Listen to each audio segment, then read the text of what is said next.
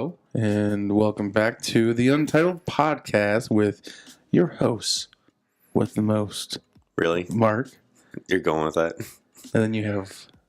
The Dancing Queen, Brian. The Dancing Queen. I love it. I get the music still, man. I get the music. That's what I'm all about, the music. I'm hitting the mic. I'm sorry, I'm hitting the mic. So let's talk about what we're going to talk about in this episode. We're going to talk what we're going to talk about? Yeah. You want to talk what we want to talk about? Yeah, exactly. Okay. So just making sure we're on the same page. Yeah. I know if you wanted to like sign language it or interpretive dance it. No. So definitely just we're going to talk about it right now. Well, I guess so. Okay. So first off, we're going to be doing our throwback. And probably in the middle of the podcast. Throwback. This guy won over here. Yeah, we had a poll on our Twitter. So if you're not following us on Twitter, definitely give that a follow. It is the actually our username is just Untitled Procast. Procast, yeah, because podcast or Untitled Project was taken. So we had to be creative and make it unique. It was too long for a Twitter name. Yeah.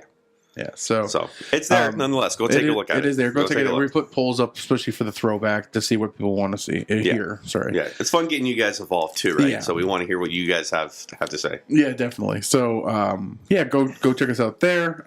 Follow us on any kind of social media. We'll post things up there like that. YouTube, just for people who haven't noticed, YouTube has a new video on it. You get to see our lovely faces for the first time. We're doing live Twitch streaming. Yeah, we were in the wrong category. We were in a talk show category, which put us into very foreign category. We were the only English speaking people in that room at the time, so people were listening and not understanding what we were saying. So we're gonna adjust that. We'll be in the proper room for people who want to see us. But we got a nice little setup and a little background. We're gonna change the scenery around here and there as it comes and goes. It was just a first video. It was we're gonna have a whole setup. We're probably gonna do that somewhere else. So. It was a laptop webcam that we used. Just to get one out there. That's gonna change. But yeah, so we're gonna do throwback, which like I said, follow us on Twitter so you can involve if you didn't know. Well, let's not talk about what it is yet. No, okay, it's going to be about Jurassic Park. So then we're going to talk about two movies we were talking about last week that we were wanting to watch. And we finally did. Well, two out of the many. But two of the many, yeah. Guardians of the Galaxy, the new movie we saw. And then Split. We're going to talk about Split. Then, of course, again, we're going to have our TV show segments where we talk about Survivor. Quick Survivor Big recap. Brother. And then we were going to touch on... What was it we were going to touch on again? You wanted to touch on Silicon Valley. I wanted to touch on Roseanne. Yeah, we might not get to the Silicon Valley thing. We'll see. More or less, we're actually going to talk about maybe some cancellations of TV shows and then what's actually being revived. Yeah. So... let's jump right into it. Can we ease into it? I played volleyball yesterday and it hurt my back. We're gonna jump. I don't want to jump because my lower quadrant is swollen. Yeah. I was icy hot gelling it all night and everything. Like, take it easy, Shaquille. Yeah, I know. Hey, icy hot. Shaquille talks like he's got nasal congestion and an ice cube in his mouth. It's kind of like a mixture of like Sean Connery and Shaquille O'Neal. Sean Connery. I liked it.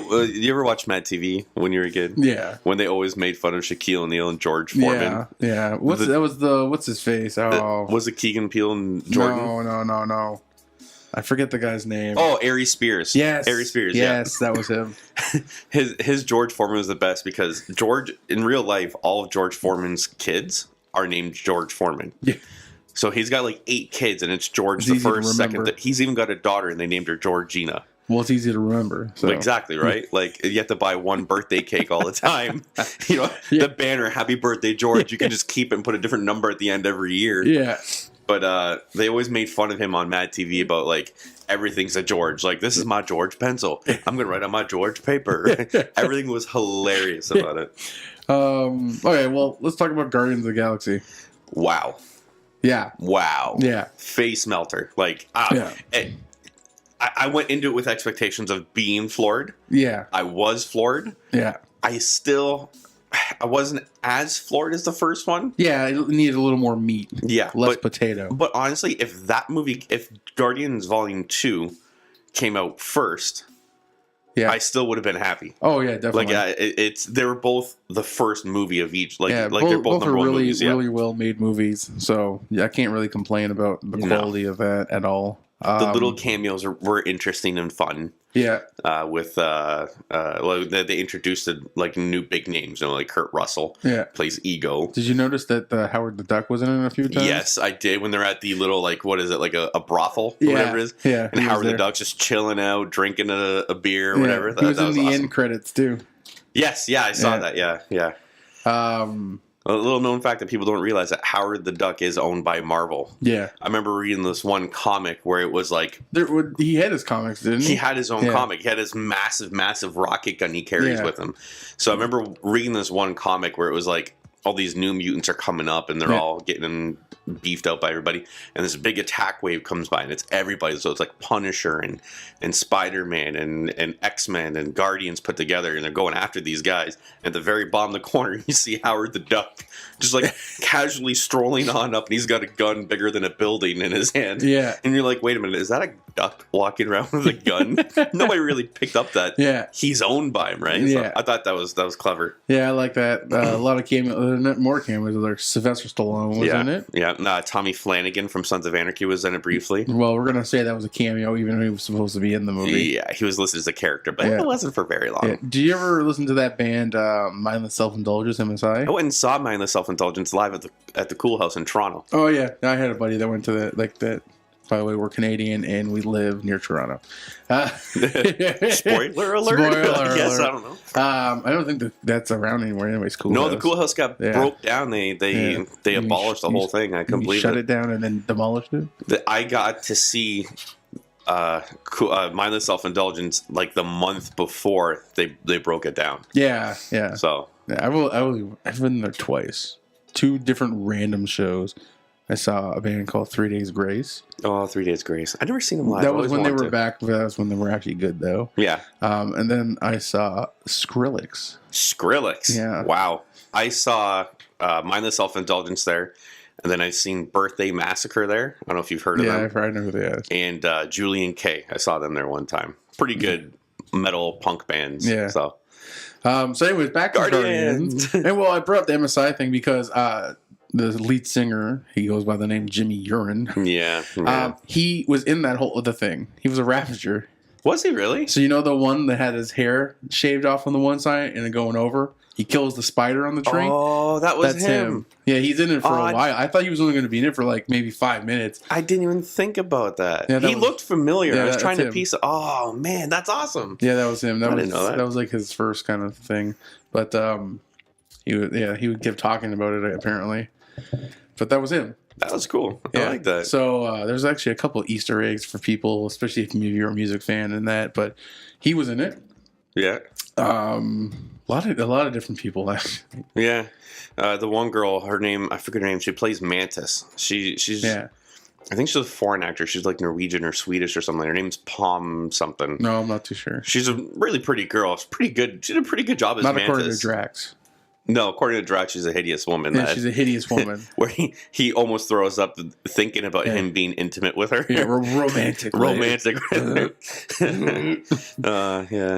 They really beefed up Drax in this one. Oh, yeah. They really did. They really brought out they a sarcasticness with him. They switched the focus from Groot from the first one to Drax in this one. Yeah. Like, even right off the very beginning, when he's like, the beast hide is too strong for our weapons. We need to get it from the inside. Yeah. Gumar's like, no, sweetheart. No, you can't do that. Yeah. So he jumps into the thing's mouth and starts stabbing it from the inside, just screaming. And even Star-Lord, he's like, what did he do? He's like, he jumped inside thinking that he could get it from the inside.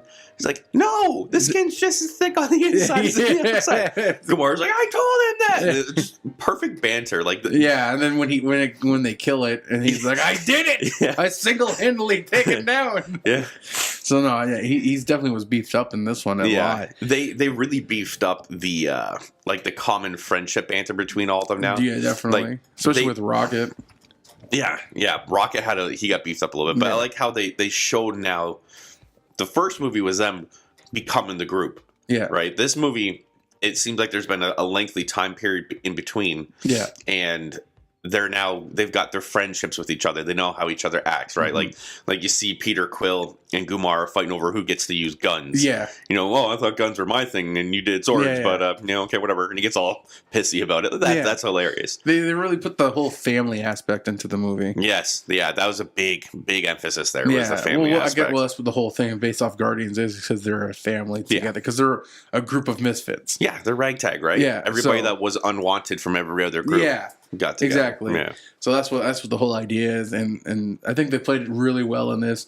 The whole family thing with Rocket, I feel they really brought out his character a lot too, more, especially with the whole aspect of him being a lone wolf at first. Now he's pretty much all about the family, and the subtle hints with him always listening to Quill's music and doing that kind of thing. Yeah. And one of the best he's parts, starting to like the things that they like, but he doesn't want to admit it because he's always been by himself. So he's always learned to live by himself. Yeah, exactly. And he doesn't want to accept the fact that he's actually liking being with people. Yeah. But he is. One of the best parts of that movie is with Yondu, and when he saved Quill and he's using his arrow coming down. I'm Mary Poppins, y'all. Yeah. Is that cool?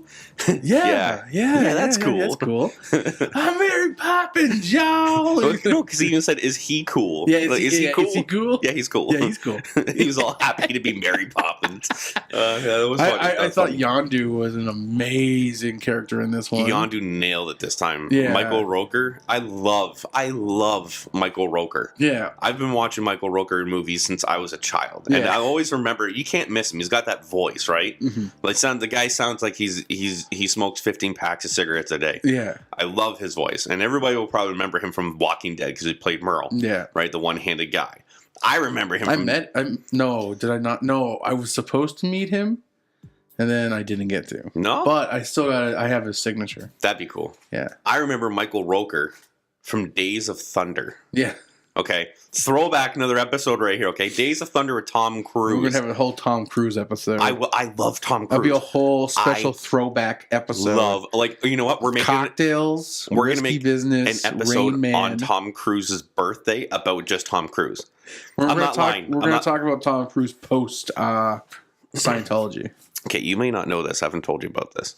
I play a lot of video games, okay? Mm-hmm. I played Gears of War. I played Halo. A lot of multiplayer games online. Mm-hmm. I had a group of friends that we played with. We made ourselves a clan. Our clan was called the TTC, Team Tom Cruise. We love Tom Cruise. All of our gamer tag pictures were of Tom Cruise. Oh, God. You can have like your gamer tag name and then a motto below it, right? Yeah. Every one of our mottos were a line from Tom Cruise in one of his movies. And when you play Gears of War, there's a gun in there called the Hammer of Dawn. Mm-hmm. So, like, you aim where you want to go, drops a laser down, and blows up anybody near it. My cousin was really, really good with that. So, as we're playing the game, people can hear you talk in the chat rooms. Yeah. And he's just running around going, help me, help you, boom. Oh, help me, help you, boom. And, like, we're just running around going, Tom Cruise, Tom We're shooting. God. People would get so mad at us. So mad at us. The only time I ever had funny gamer tag was on Steam, and it's because you can change your name all the time, anytime you want. Yeah. So I started my account. I named myself Drunk Matthew McConaughey, and it was a picture of Drunk Matthew McConaughey as my picture. Actually, the picture's still my picture.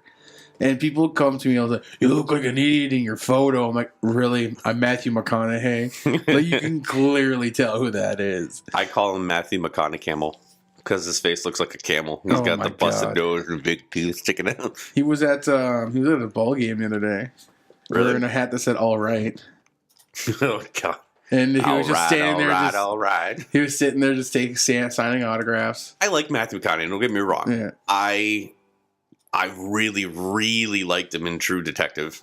Yeah. I thought he nailed that part. That brought back his career, though. It absolutely did. Well, it got him into Dallas Buyers Club, which won him an Academy Award. Yeah. So, and he was, as brief as his cameo was in Wolf of Wall Street, he was awesome in that. I didn't even see the new one. He starts beating on his chest. No, we are supposed to be talking about Guardians of the Galaxy. So anyways, back to Guardians.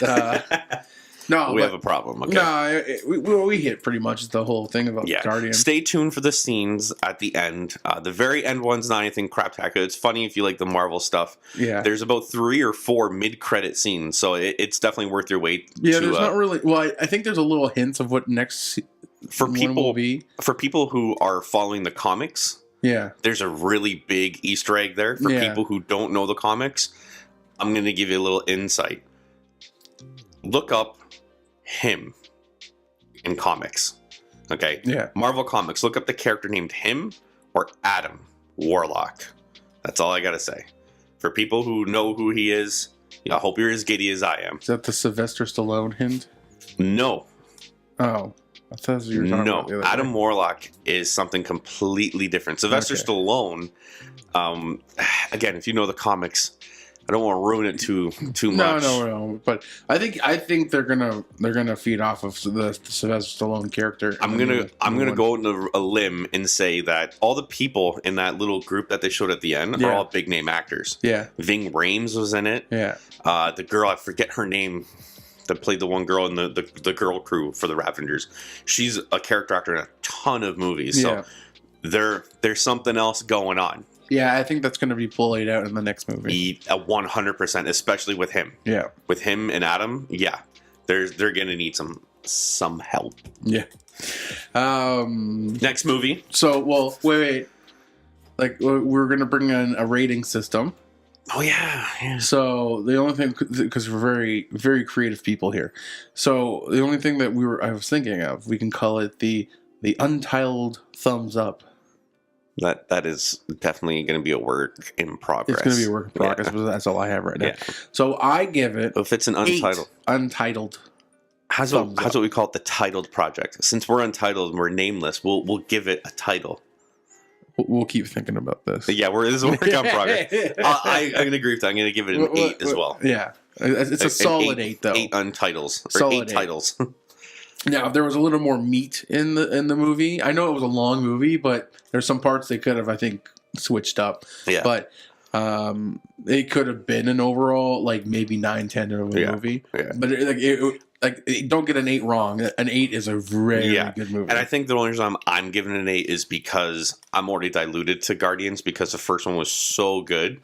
Yeah. This one was good, but it won't top how good the very first one was. No. But damn, just as good. Yeah. All I gotta say is that Woods scene with Rocket and the Ravengers. Yeah. It was hilarious. Yeah, I loved everything. They made Rocket perfect in these movies. Yeah. So, another little known fact. I don't know if anybody knows. You know the guy who plays Kraglin? Mm-hmm. You know who he is? No. That's James Gunn's brother.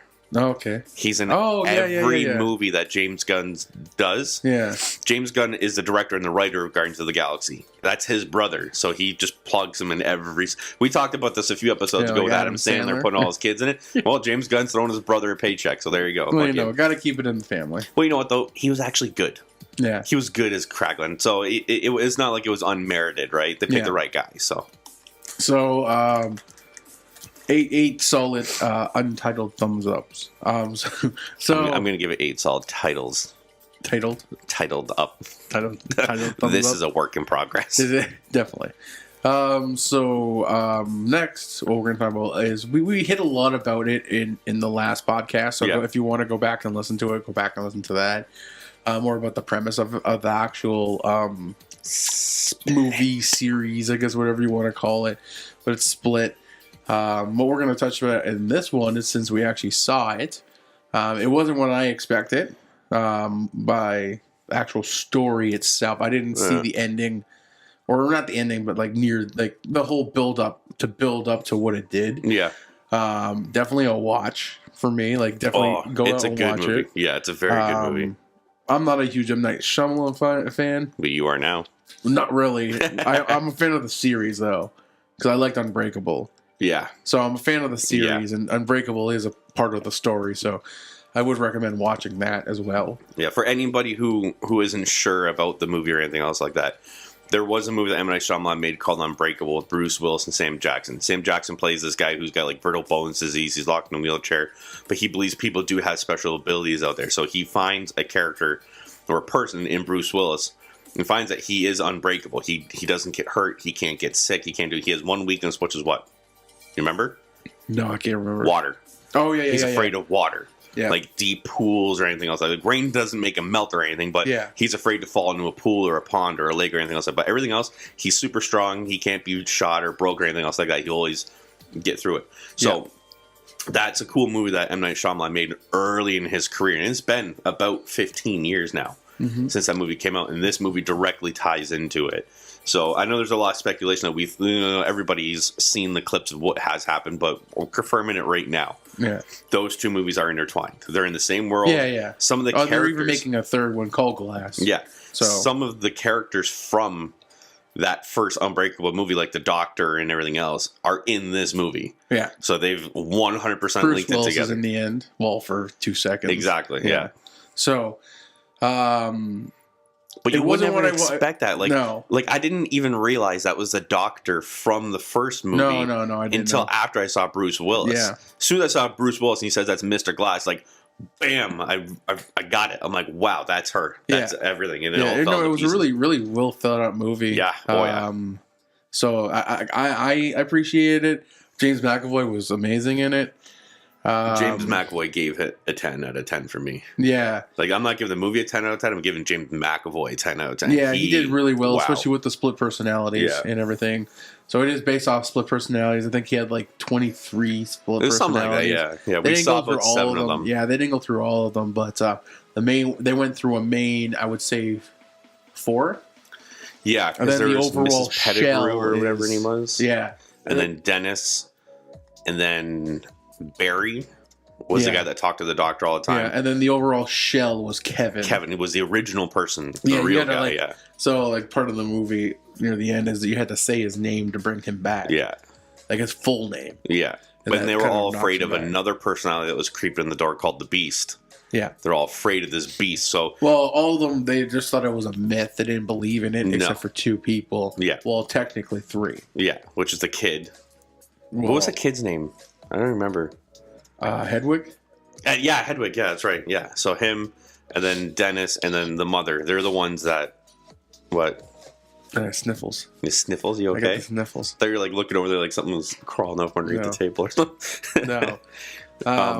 Yeah, no, the Hedwig, Barry, no, Hedwig, Dennis, and Mrs. whatever her name is. I always forget her name. They're the ones that believed in the beast, and they wanted to draw the beast out. Yeah. And the other characters, like Barry, like the way they have it is everybody sits in a chair in his mind until they get a time. Yeah. And one person has the power of the light, they call it, to be in charge of Kevin's body. And it's usually Barry. Barry's usually the one that has charge of it. But the only one Hedwig, that could take over was Hedwig. Yeah, because he could step in at any time he wanted. The other ones needed to wait for Barry to give them permission to come in and out. Yeah. So Hedwig found out the way to get the light, so he keeps giving it to Dennis and to the mother, so because he was afraid of them. Yeah, because they kind of like beat him around and punish him and stuff like that. So there's a lot to the story. Like his other personalities were trying to reach out to the Doctor every night. Yeah, when he didn't know it. Playing like emergency sessions with the Doctor to talk to her. Yeah, kept emailing. I need help. We need help. Her, and they didn't know who. And Dennis was the one that actually went to the therapy sections. Dennis was pretending to be Barry the entire time too. So so James McAvoy had to have an alter ego of somebody pretending to be somebody else. Yeah. So that's like character inception. Yeah. A character within a character within a character. Oh, Tropic Thunder. I'm the dude playing the dude, being the dude. Yeah. No, pretty much. A really well thought out movie. Really well, well done, I would think. How many Untitled are you going to give this? The Untitled thumbs I give it is around a 7.5. I'm going to give this one a solid Untitled 8 list for me, because it was a very, very nice breath of fresh air from M. Night Shyamalan. Yeah, especially from him. Yeah, he if you're a fan of his franchise, you've been let down a little bit. Like if you've been a fan of his movies, you've been let down. See, that's what I'm talking about. I like his movies. A few of them I was let down about with like The Others or The Hours, whatever it was. The Happening. That Happening. That's the one you're talking about. I love the idea of the movie. It was a good premise. It was a good idea. And it's right down M. Night Shyamalan's alley, right? Something really weird and twist and mess it up. And it didn't hit home for me. It didn't. But I love Signs. I love Sixth Sense. Don't say Lady in the Water. I loved Lady in the Water. Oh, gosh. Loved it. One of my favorites. No. And for him to kind of go away for a little bit, nobody really realized what happened to him. And then he comes up with this movie. Well, I think Hollywood took the torch away from him for a little bit. Well, maybe. They said, listen, bud, you got to sit down and relax. And what a twist. We got to change your twist up a little bit. And wow, did he ever. I liked it. No, it was really good. Like I said, I gave it a 7.5. I'm giving her an 8. Go see it. Go see it. Even if it's not something you think you'd like. Rent it or stream it. Shh. Yeah. Whichever way you got to see it, go see it. It's definitely worth a watch. It's a long movie, though, so be prepared to get some popcorn. Both the movies we talk about are pretty long. 2 hours each. Almost 3 hours. Guardians was. Split was 2 hours and 59 minutes, I think. No. Yeah. Really? Pretty sure. It didn't even feel like that to me. Honestly, like Guardians was 2.5 or more. That seems to be the standard now for big budget movies. Actually, you realize it, eh? Like, they used to be an hour and a half. And you're thinking, damn, that's a long time, right? And then now it's 2.5. 2.5 hours. You know what movie started that for me? I think in my mind, I can when I start seeing movies that are going that long. Yeah. Excuse me, I burped. Oh, that's professional. Hey, I said excuse me. Okay, I could have just in the microphone and make you deal with it. Uh-huh. I backed away. I thumped the chest like a real man, and then I burped. So he made more noise. This is what he's trying to tell everybody. Why are you whispering? Remember when Watchmen came out? I didn't like that movie. Okay, I don't care if you didn't like it. Do you remember when it came out, though? Yeah, I did, because I never watched the whole thing because I thought it was too long and boring. It was the first, 2 hour and 45 minutes. No, wasn't that Sin City? It was one of the first 2 hours and 45 minute movies. Well, because Sin City was long, too. Sin City was long, yeah. Super long. I remember watching it came out in theaters. I was there for almost 3 hours. Yeah. And then right afterwards is when Avatar came out. And Avatar was another huge 2.5 hour long movie. So that's when I started to see these big blockbuster movies are starting at those really long run times. Yeah. And they have to make them spot on so you're not bored in the middle of it. And they did. Like, I loved Watchmen. I read the comics of Watchmen, though, so I knew the story before going into it. Yeah. And I loved Avatar, and then that was it. Yeah. I'm liking these big budget movies. But, okay, so both movies, let's have a recap. Guardians, if you saw the first one, loved the first one, you won't be disappointed. Not in the least. The only thing I was disappointed with, like I said, more meat than potatoes. So a lot less fluff. Yeah. And a lot more story. Yeah. That was the only thing I had against it, but other than that, I didn't leave disappointed. I left entertained. Yeah. I left happy. Satisfied. I left satisfied. I was satisfied. Yeah. I finished it. I'm like, well, that was good. Yeah, it was what you know what, it's what I wanted. Yep. So yep. It's so hard to make a good sequel to such a great movie. Yeah. And he did his best, and he hit it out of the park. I'm good with it. Yeah. And Split, go watch it. Great movie. Really, real psychological thriller, I would say. Well, I had 15 different endings for that movie in my head before it ended, and I was wrong on every I like single that ending, though. With the scar, he wouldn't touch the girl he kidnapped. Well, one of them, because she had the scars. She had scars. Yeah. She was a cutter because she was abused. Watch the movie and you'll find out. Yeah, watch the movie, you'll find out. And then when you do comment on our Twitter or our YouTube page or anything else like that, and let tell us know that we're idiots. Say that you think this movie was the worst movie I ever watched. Talk about it. You like it, you like it. You don't like it, tell us why you don't like it, and we can comment on that. We'll touch base on it. Yeah, we like it. So let's talk a little TV talk. So we'll do our Survivor talk. Do it. There's really not much to talk about, but do it. There's not really much to talk about with the Survivor. It didn't really, not a lot happened. It was more of family came in, so they got to talk to their family. Yeah. It was one of those emotional episodes for the people, but action wise, there really much happened. Not a whole heck of a lot going on. No, a lot of I feel like every episode now is just back and forth. Tonight is this going group to be and then that group and this group and then that group. Yeah, tonight there's going to be another person gone. Yep. So we'll find out next week. There's still 4 active idols in game right now because I think Ty has two. Sarah has the legacy, and Troyzan has. No, I don't think he gave that away. No, Troyzan still has it. Sierra doesn't have legacy anymore because she got voted out, right? So Sierra gave it. You said Sierra. I said Sarah. You said Sierra. Sarah. We're gonna re-listen to this and we're gonna prove that you're wrong. I was right. Wrong. Well, you're not wrong because both of them do have it, right? Yeah. Sierra had it, gave it to Sarah. I'm pretty sure I said Sarah. Now, the legacy one is she can't use that idol until it gets to Final 6. Yeah. And if she gets voted out, she can will it to somebody. 6 anyways. I think she will She's very flip-floppy. She goes back and forth with a lot of different groups. But she's flip-flopping the right way because everybody trusts her because she's a cop. Yeah. Everybody calls her Officer Sarah. They don't call her Sarah. Yeah. So. Yeah. I'm just surprised. I'm like the Sierra... Or she even gave that to Sarah. I thought I think she should have gave it to Culpepper. Well, absolutely. I don't like Culpepper, but I think that's who she should have gave it to. They were buddies from the very beginning. Yeah, it doesn't make sense because he stuck by her through everything. And just because recently she got close to Sarah. Well, yeah, exactly right. Sense. She folded like a wet piece of paper. Remember when they had that Tribe versus Tribe episode? Yeah. And Sierra was 100% going to go home. Yeah. Culpepper got Ty to use his idol. Yeah. Ty had his third friggin' idol. Yeah. He had 3. Culpepper was the one who got Ty to use the idol on Sierra. Yeah, it was just to save her. And they ended up saving her. And then Malcolm went home. Malcolm, I thought, was going to win the whole damn thing. Well, I thought Ozzy was going to go. I thought it was going to be between Malcolm and Ozzy at the end. And they both got voted out. Yeah, yeah. Well, I think that Ozzy one was kind of shit. Because how he got voted out was just like a last minute kind of spare, like, who we vote? And they vote Ozzy. Like, it had no lead They were up to already it. going It was Zeke or Michaela. You know Zeke, what the problem Michaela, is? They call this thing game changers. And every one of these guys now think they're coming out there swinging and thinking they're going to have to reinvent the game of Survivor. Just go and play the game. Just go play the game. Just go. You're all game changers, so you all can't be a game changer in this one. Yeah, exactly. So just go out there and play the game. We're not going to be surprised anymore, right? We've already seen it, so just play. Yeah, so like just see where that kind of goes. Like let your destiny happen, you know. Destiny. I can't wait for that game. But the new episode should. I'm not talking about games right now.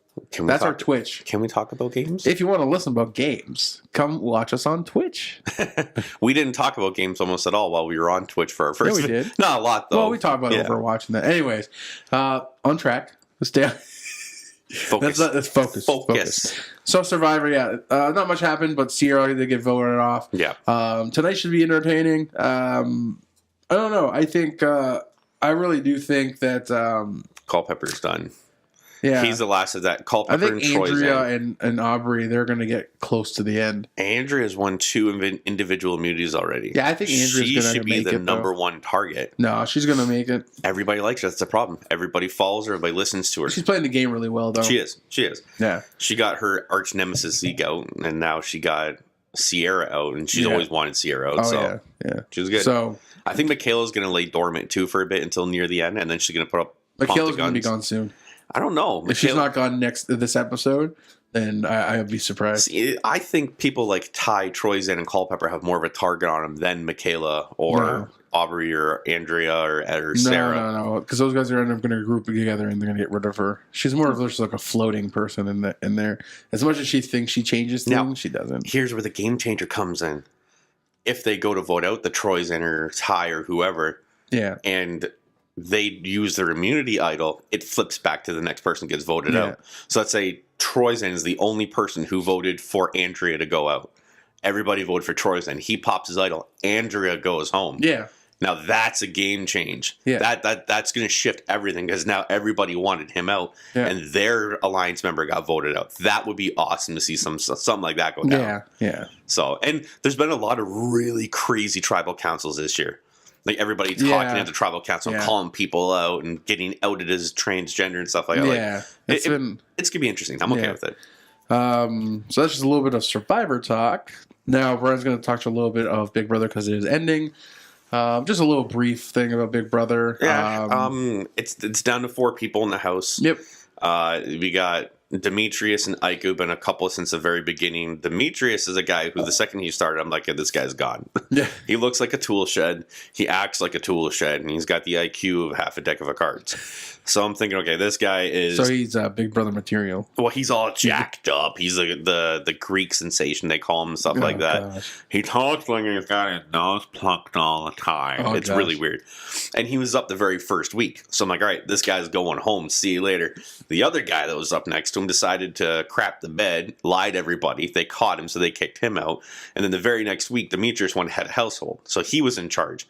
So now they're down to final 4. Demetrius has won 5 head of households. Jeez. That's insane. Nobody wins that much. He's won 5 head of households and he's won 3 POVs. The guy is an absolute beast. Yeah. He has been the best player of the game. And at first I didn't like him because he was with Ica. Nobody likes Ica because she's crazy. But he's actually really grown on me because it shows, like, I watch the live feeds and all that stuff, right? Yeah. So you can see them talking outside of the cameras because the producers chime in all the time and say, hey, talk about this or talk about that to guide the show. They're told what to do. Exactly. Yeah. But reality TV isn't reality TV, just to let everybody know. no, well, it is, but it's guided reality TV. It's scripted reality TV. They let them talk the way they want to talk, but they give them an idea of what they need to talk about. But the live feeds allow them to do whatever they want. So watching the live feeds, he is actually a pretty decent guy. Like, you hear him talking about, like, the games and stuff like that to people, like, you know, let's do this game move or do that game move. He's very upfront with everything. He's not lied to anybody. He's honest with everybody. And it's hard to find somebody in that game like that. And he'll never be that guy that will go to anybody. He's like, yeah, no problem. I'm keeping you safe no matter what. And then flip on him. Yeah. If he says to anybody, I'm keeping you safe, he's kept them safe. That's good. Or if he knows he's not going to keep them safe, he won't tell them. He'll just agree with them. Yep, yep, no problem. And then be like, oh, you're going to keep me safe. He's like, I don't know. It's not my power to say that right now. And I can actually respect him for that. So I flipped. I went from a Demetrius hater to a Demetrius lover. And I think he's actually going to win the game. Yeah. But now it's down to Demetrius, Ica, Kevin, and Karen. Ica and Kevin are the last 2 returnees left. I think Ica's going to go. Kevin's the one that nobody liked because he's a habitual liar. And but that's how he plays his game. He's a poker player in real life. Mm-hmm. So he's used to putting on the facade, and he's bisexual. So the thing with that game is you meet a couple, right? And you become a power couple. Yeah. He was a power couple with a dude the entire show. But the last time he was on the season, he was in a power couple with a girl. And they dated for a few years after this. So it's really, he swings both ways. So that's good for his game. And he made it to the end. So Karen's the oldest person to play the game the longest. There's always one ranking old timer. So she's the ranking old timer. And she's still there. She just laid low the entire time. Nobody paid any attention to her. I don't think she really has a snowball's chance of winning. Yeah. But she's going to go to final 2 guaranteed because whoever's sitting next to her is almost guaranteed to win. That's how Survivor, that's how Big Brother usually goes. Yeah. You keep the floater that doesn't really do much with you to the very end. Yeah, because they know they have no leg to stand on. Yeah, because there's a jury house. All the past people get voted out. They sit in a jury house and they vote for who wins, just like Survivor or anything else. So they're also super fans of the show too, so they know how it works. Mm-hmm. So the jury house will see the fact that Demetrius was up week 1. And then now he's ended up winning 5 head of households, 3 POVs. He was in the have-not room, which means he has to eat slop, which is just basic nutrients with no flavor. That stuff is terrible. And he's had to do that almost every single week, and he still did it, and he still got to the very end. Yeah. Whoever is sitting next to Karen will win, I guarantee. I'm going to call right now and say it's going to be... I don't care if it's Kevin or Demetrius, but I think it's going to be Demetrius, and I hope he wins. I really do. Yeah. Well... So the finale is on this week. I want to say it was on Tuesday, yesterday, actually. The finale? Usually the finale's on Sundays? No, because the show airs on Mondays, Wednesdays, and Thursdays. But since it is a 2-hour finale, I think they switched the date to yesterday just to get the 2-hour out because they had to do the last competition to get the final 3. Who won? We'll keep it a surprise for next episode. Tune in. Next time to Untitled Project Podcast to find out who won Big Brother. So that was a little Big Brother talk, a little Survivor talk. So the craziest thing I guess everyone's experiencing now is that a lot of shows that they were watching are now canceled. A lot of big time shows. Yep. Like that Tim Allen show, The Last Man Standing. Last Man Standing. After like 6 seasons, it got canceled. Yeah, and I guess he was taken off guard from it. He didn't realize that it was going to be canceled. Well, the same thing happened to him in The Home Improvement, too. Yeah, but a lot of things are pointing. They're saying that it's because he is he's a liberal, he's a Republican. Yeah. And they said that he brings that into the show. and I guess ABC didn't want that. That's the speculation. ABC says they're just not doing comedy on Friday nights now. Okay. So that's why they canceled. But if they're not doing comedy on Friday nights, why don't they just move them to a different day and spot? It doesn't make any sense. It's their network. They can do that. They cancel them because they don't want them around anymore. That's the speculation. Yeah, absolutely. But they said it's because they're moving away from Friday night comedies, so they've canceled that Dr. Ken show, and they've canceled... They canceled Dr. Ken? Yeah, and the Meet the O'Neills, I think it's called. Really? Yeah, and then there's another one. I know Two Broke Girls got canceled, too. That was NBC, though. Yeah. I think that's going to get picked up by another, either like a Netflix, a Hulu, something like that. Or you know what show that got canceled a few years ago that I really loved and I wanted to get picked back up and never did? It was Constantine. Oh. You ever watch that show? No. It's based on the comic book. I was hoping you're going to say the show Happy Endings. No. That's a great show. No. What show? I never even heard of that. Well, the problem is they were calling it The Next Friends. And it was not like Friends at all. That's probably why I wouldn't watch it then. I hated Friends. Well, I didn't hate Friends. I grew up with my sisters. I have two sisters. And all they did was watch Friends. I have a sister. I grew up with just my sister and my mom. So all I did was watch Friends too, which is why I hated it. I just didn't. I'm not a fan of Friends. But this definitely was not a Friends thing. This is like putting a bunch of comedians in the show. Like it had Damon Wayne Jr. in it. This is before he was on New Girl. He actually took this role over the New Girl role because he was in the pilot episode for New Girl. Damon Wayans Jr. Yeah. The Wayans brothers. Yeah. And then there is Adam Holdy, I think his name is. He's a comedian. He was in that time travel show that got canceled this year. What's the name of the show? I'm going to look it up. Happy Endings. Happy Endings. Yeah, there was a bunch of comedians in it. Well, the show called Happy Endings, I'd hope. Yeah, well, Alicia Cuthbert, whatever her name is. Cuthbert or whatever? Yeah. She's in it. She was only good in Popular Mechanics for Kids. Let's face it. Yeah, well, no, she was really good in that show. She was super good in that show.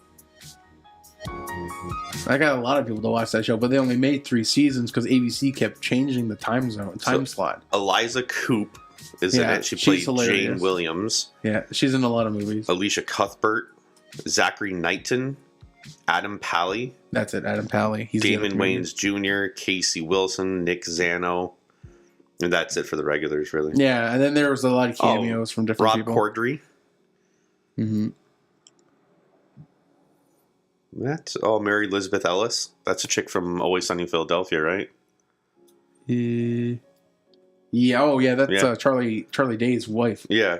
Christopher McDonald, Shooter McGavin. Yeah. Mark Paul Golisar. Yeah. If anybody remembers him. He was only in like one episode. 2 episodes, it says here. That's Saved by the Bell. Zach from Saved by the Bell. One of the best. Brian Austin Green from 90210. Yeah, he was in like a couple. Yeah, a lot of cameos. A lot of cameos in here. It was a really, really it was a David Casper show. I don't know. The show was fantastic. Yeah. Sony's been trying to get it picked up and renewed ever since it was canceled. Had 57 episodes, 3 seasons from 2011 to 2013. Yeah, and ABC, what happened was they never gave it a fair shot. They just kept changing the time slots. So it went from being on like Thursday prime time to then changing it to like Friday nights at 8 o'clock. Oh, wow. Which nobody watches TV Friday nights. That's the problem. People are always out or something. And then they changed it, I think, even to a Sunday, and like they just kept flip-flopping the show around. That sucks. I hate when they do that with good shows. Well, yeah, because then a lot of the networks stop airing it. Like they're not like Canadian networks aren't going to air it because you don't have it in a proper time slot. So it lost. It didn't lose the audience. It lost. It was built to fail. It was set up to fail, basically. Yeah. Fun story. I was on the set of that show. Ooh. Yeah. Fancy that. When I was in California. I was on the set of Big Brother. Bam. Mine was better. Bam. Mine was on a TV show. But I was on the same set that they filmed Top Chef Canada. They filmed some of X-Men and Fever Pitch. Anyways, no, it's good. Yeah, about the good show I like though. Constantine. Yeah. That show, like same thing, kind of a little bit along that aspect of what you were talking about. Yeah. It's a really good show. and is based on the Constantine comic book character. But the problem was it was on the same network as Supernatural and the Brothers Grimm. Oh yeah, nothing to touch Supernatural. But they're all the same exact show. One person hunting demons. Yeah. So they had 3 identical shows on the same network, all within an hour of each other. Yeah. So like, oh, well, Constantine's getting canceled because it can't compete with Supernatural. Okay, well, listen. Supernatural's been like 11 seasons in. I think, the sad thing, that show's still going strong. They keep renewing it. Yeah. People love that show. I loved Supernatural about 5 seasons in. Yeah, then it got kind of the same. It got boring. Yeah. Lucifer and Michael and its celestial angels and stuff. Like, it was a good idea, but it got boring after that. I know a lot of people that still watch it. Well, I know people who got the tattoo on their chest that they do of that omen so they don't get possessed by a demon. Yeah, I know tons of people that still watch it. That's crazy. Yeah. Constantine was a very Jeffrey good Dean show. Morgan was in that show. Jeffrey Dean Morgan played the father. The father. I love Jeffrey Dean Morgan. Yeah. When I found out. Okay, do you hear the whole story about him getting casted as Negan in Walking Dead? No, not really. He's a big comic book fan, apparently. He reads a lot of comics, and he's read all the Walking Dead comics. So I guess he's just sitting down doing whatever he's got to do one day. He was filming movies, whatever, and his agent calls him. Mm-hmm. And his agent goes, "Hey, Jeffrey, I got to speak to you about something. We have a pitch for you." He goes, "All right, shoot it at me." He goes, "Well, we're not sure what it is, but AMC wants us to interview you or audition you for a part in The Walking Dead." Jeffrey Dean goes, "Is it Negan?" He goes, "I don't know. They didn't say. They just said you're going to be a bad guy for the upcoming season." He goes, "It's Negan," and tell them yes. Yeah. It doesn't matter. Tell them yes. Yeah. And he didn't even audition. The agent went to the guys and says, "Jeffrey Dean says it's Negan," and he says yes. AMC's like, "That's exactly what we wanted to hear." Yeah. And that was it. No audition over the phone. Like right away, he was like, "It's Negan," and tell them yes, I'm going to do it. Yeah. He nailed it. Absolutely nailed it. Yeah. I've read all the comics. I'm a huge Negan fan of the comics, and he annihilated that role. It was perfect. Yeah. But anyway, so they canceled a lot of shows. People are pissed off that. I guess ABC says they're going a whole drama section now. All they're going to do is put dramas on Friday night, which is stupid. I see they're making a Grey's Anatomy spinoff, which is dumb. How they get into everybody's freaking oldest shit in that movie? I never liked that show in the first place, and second of all, it got so overplayed and overdone. I don't even know who watches it. I really liked it. Okay. Anyways, okay. Good revival though. Roseanne is supposed to be revived and coming back. So we'll see where that's going to land. It's official now. Yeah, but is it officially where it's going to be landed? No, like they didn't say like what the time frame of the show's going to be at network? Or what network. But yeah. Actually, let me double check. You know what I would hope for? Netflix. Everything seems to be going on Netflix now, or any kind of streaming service. Well, another one that just got it didn't get revived. It was already revived, but Arrested Development is coming out with a 5th season. Finally, Jason Bateman finally signed on for it. ABC officially announced that Roseanne's coming back. I thought they were going away from comedies. Oh well, maybe they're going to turn it into something a little bit more serious. So dumb. Anyways, so that's coming out. So that'd be interesting once we learn more details about that and figure that out. I know I grew up watching that show, so I liked Roseanne. I loved Roseanne growing up, and I'm gonna like it as an adult. Hopefully, my kids can watch it. Yeah. Okay. Well, speaking of kids, old movie or old TV shows, you know what time it is? What? What was that? What was What was that? Why? What was that for? Why? Throwback! Throwback time! You should see how freakishly excited he is to be pulling the horn out on his phone. Oh, you dropped your mic. I didn't drop You twisted the mic. I twisted the mic. You twisted the mic. Throwback time! He's so happy that he thought of this all by himself. Yeah. So, we had a poll on our Twitter. Everyone actually picked Jurassic Park. I'm not a huge fan of Jurassic Park. Actually, it wasn't really part of my childhood. How you can't be a fan of Jurassic Park? I was 4 years old when it came out, so it wasn't part of my childhood. I find that's more of a childhood movie for people. Nostalgia and everything like that. Yeah. I'll say my piece. Okay, and then you can go on with yours, because we're running out of a little bit of time here. So, my piece is good movie for the visuals. I think it was a really well done movie representation of like the book they had. Yeah. Steven Spielberg. I'm a sucker for Steven Spielberg. So who isn't? So who isn't? You know, just putting it out there. Well, movie. What ruined it for me was Jeff Goldblum. Goldblum. You know, the problem here is. So that's your ruined. Faster, must go faster. Jurassic Park for me as a child. So, or even as a teen or anything like that. But go ahead, Brian, and let us know how your feeling is. Okay. I'm the one who suggested Jurassic Park. It won by a landslide, so. And that was your fault because you tagged Jurassic World 2 in it, not Jurassic Park. May have gotten a little bit more. I think we would have had the same even results. vote. Yeah. I think maybe, but it would have been a little bit closer, not so much a landslide. Yeah. Okay. For me, Jurassic Park was amazing. Okay. I loved dinosaurs as a kid. Like the way how it started off when like it shows them like dusting off the Velociraptor in the dirt and everything like that, and the helicopter comes in, nobody knows what's going on. That's so cool. Yeah. It's so cool to finally I think see it was all a great movie. I think it was entertaining. Yeah. It's just, it's not one of my favorite movies. One of the most important scenes in my life, because I always grew up wanting to be an actor or be in movies or direct movies or write movies or something like that. So one of the most important scenes in my life to ever watch in a movie was when the T-Rex came out of the cage. Like the two cars are stuck in front of the Rex pen.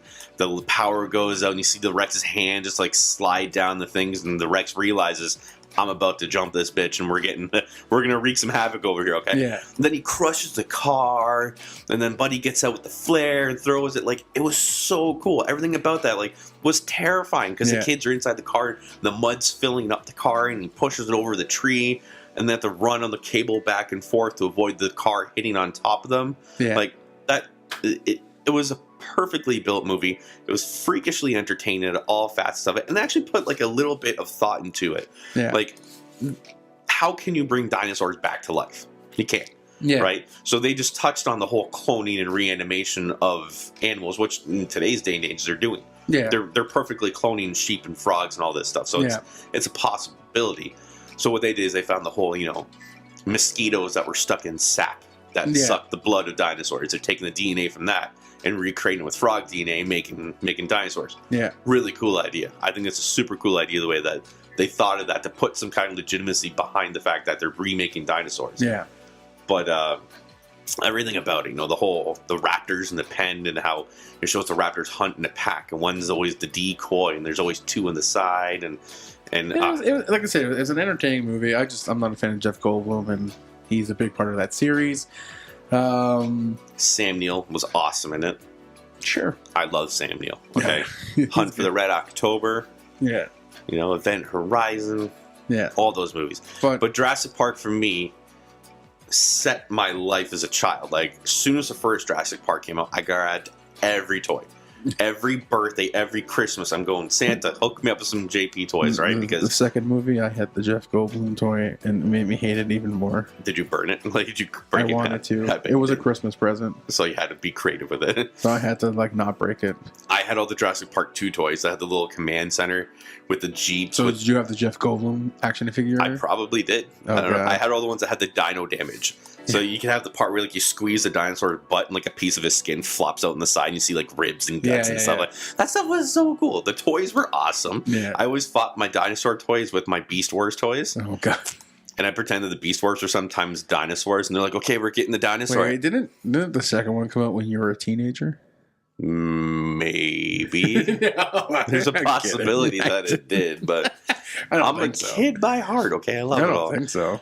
But that's what I liked about Jurassic Park, right? Like, the epicness of a T-Rex coming down at you, and what do you do with it? And then when they're finally back in the main office and they think everything's safe, the raptors are there, and the power goes out, and they're just trying to get on the plane to get back out. It was awesome. Well, the numbers speak for itself. It made a lot of money. It did, like $900 million. Yeah, a lot of money that they still make the films now, which the world one sucked, I think. I was a little bit let down. I wasn't thrown away. I thought it was okay. I'm a Chris Pratt fan, and that was not a good movie. No. You know what? Like I said, it wasn't great. It wasn't terrible. I don't like it when they Like, even the third Jurassic Park movie, they're introducing different dinosaurs that don't even make sense, like the Spinosaurus, whatever it was. And then now this one has that swimming one that they got, like a whale having fun in Jurassic World. And then there's that new hybrid dinosaur. I don't like it when they do that. Just have a normal dinosaurs, one that's super pissed off, and have him go around and eat everybody. That's all I gotta do. Yeah, so that's just a little bit of our throwback. We're a little bit more in depth of some of the future ones coming back up. This one's just we really want to hit on like our experiences as a throwback and tell us what yours was. Yeah, that's what I thought about Jurassic Park. That's what he thought about it. Tell us if you think there's something that you like differently about Jurassic Park, or a different fact that you knew about it, or anything else. Like, I'm pretty sure Jurassic Park held a Guinness Book of World Records for a few days for the most money made at a box office. So that's a cool little fact there. So, but yeah, let us know your thoughts. Leave us some comments and everything like that. Just let us know. Or even if you want to let us know what you want us to hear us talk about with the throwback segments, that'd be interesting to know as well. Yeah, suggest here's the end of that. We're really gonna have to work on this. We're gonna end that throwback there. We're gonna end that soon too, probably. No. Blue Jays. Yeah. Blue Jays. Yeah. We'll just talk a little bit about them. They're actually they're not doing that bad, to be honest. But aside from yesterday's game, well, they're 6 for 8. Aside from yesterday's game, we're not going to talk about the Devin Travis we're talking fiasco. about it. I think the bunt was the right selection, like right call for them. For the wrong guy. The wrong guy. The thing is, though, Devin Travis can't bunt. So they hit 2 doubles that game already. I'd rather see him go out there, start swinging the bat, than to. He should have had a green light to go from the get go. Yeah, he should. Like, I know a lot of people are going to argue. A lot of analysis were arguing about that. I know Greg Zahn's opinion that he should have taken the bunt was the right call. Who cares about Greg Zahn? That guy's a meathead. So, like, a lot of people say that it was the right call. It was the right call. The thing is, I don't think it was the right call for Devin Travis. No. If it was someone like Kevin Pillar, Goins, Barney. Well, here's the thing, though. Devin Travis was up. No outs, runner on, I think, first and second. Yeah, we had a walk. Smoke walked. We had a runner on first. Yeah, and then runner on first, or runner on second, and then Smoke just walked. Yeah. So then, because he drew third walk of the game. So you get Devin Travis up to play with no outs, 2 runners on. The guy's hit 2 doubles already. The only thing in my mind as a manager is swing away. Yeah. Go crazy. Go for a yard. Do anything. Because the ball has been lifting really good in the Rogers Center with the dome closed. Yeah. So even if he skied a good one, he's at least moving one runner up in a scoring position, right? So that's what you want. So then coming up next was Darwin Barney and then Ezekiel Carrera. Yeah. Carrera is the master of dropping a bunt. Yeah. He's the master of dropping a bunt for a single, too. Yeah. So even if Travis got a single, he would have gotten on base, no outs. Barney more than like, or whoever was on second more than likely would have scored. I just think it was a wrong call for the wrong person. Absolutely. Maybe they thought Devin Travis was going to be able to pull off the bunt, but obviously he's not a bunting guy. He did not even look like he knew how to bunt. No, he squared up before the pitcher even wound up. He's not a bunting guy, but I'm sure everybody in the MLB, if you're in the MLB, you should learn how to bunt. Yeah, at least drop a drag. He didn't know what the hell he was doing. No. He couldn't frame it. And then he was throwing it in early. Like, the pitcher's not even in its position. He has it squared up. So I'm saying he squared it before the pitcher even started his windup. Like, even the announcers are like, oh, he's already squared up for the pitch. The infield's running in for the ball before the pitcher even got across the plate. It doesn't even matter because Freddie Freeman there, he would have thrown them out. He probably would have had a double play on that ball. Easily. Which they did because he took off. That was the bar win. That was Darney. I think it's the first time John Gibbons actually cost them the game. Yeah. Honestly, if Gibbons said green light, swing away, totally different ending of the game. That was a bad play though at second when Darwin Barney popped out. Brandon Phillips caught that line drive. Yeah. And then they had the second out. It was a double play. Yeah. That was a bad play, but it was, and even the game before that, we had we had Bartolo Colon. Bartolo Colon. 45-year-old guy. The guy has a $12 million. Pushing almost a 10 ERA, I think they said yesterday. Yeah. And he comes in winning a 10, what was it? 10 5? Was it 10-5? I don't know. Yesterday? No, yesterday was 9-5. 9-5. I don't know. The other day was 10 something. Yeah. But come on, and to add insult to injury, he was sick and had a stomach flu, and he still beat us. The problem with the Jays going against Atlanta is the Jays knew they were better than Atlanta, so they kind of went into it a little bit at ease. Thinking, their batters are hot, though, in Atlanta. They get Atlanta's they're got all Freddie hitting Freeman over 300. and Kemp and Freeman. The middle of their lineup is hitting over 300. Yeah, they're good. Our lineup's doing okay, too, but the thing is we underestimated them. I think now, because it was a double header here, like 2 games in Toronto against Atlanta. Now we're going to Atlanta to play them twice. I think we're going to beat them both games at home. I was upset yesterday because that's the first time I think all year we've seen Estrada get lit up pretty bad. No, that's happened twice. So this is the second time then? Yeah. He got hit early even in the first inning. He was down 2 runs to nothing. He didn't find his groove. He couldn't. But that's going to happen. And you know what I'm calling that on? As bad as it is, because I know the kid's young. I'm blaming Luke Maley on that. He wasn't locating the ball for Estrada. Estrada's got a real wonky pitch to him. Well, because good news is Russell Martin's will be back soon because he says he's not spending a day over 10 days on the DL. He said, knowing him, he'd probably try to bribe the MLB to come back early. He already said that he doesn't matter what happens after 10 days. The 10 days are up. He's back on the team. He said because the pitching counts on him. Yeah, he is the pitching guru. No, yeah. Come on, the guy has been to the playoffs. I don't know how many times. How many seasons? I don't think he's missed the playoffs. Yeah, he's missed it like 2 years. I think he has 13 years of service, and he's been in the postseason 11 times. I don't think it must have been back in the Dodgers end because he made playoffs twice in Pittsburgh. It wasn't Yankees, I think. He made the playoffs with the Yankees. Every year he was with them? He was only with them 2 years. I don't know.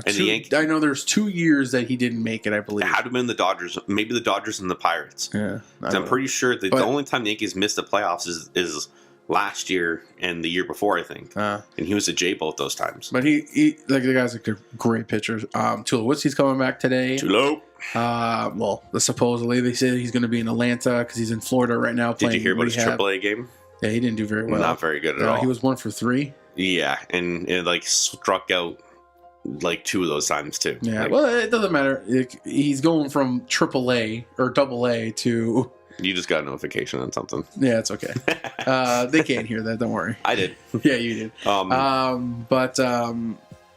Anyways, and Donaldson's supposed to be coming back for the weekend. He's supposed to be in Baltimore. I just hope they treat Tulo and Donaldson. That is a phone call. We're dealing with a phone call right now.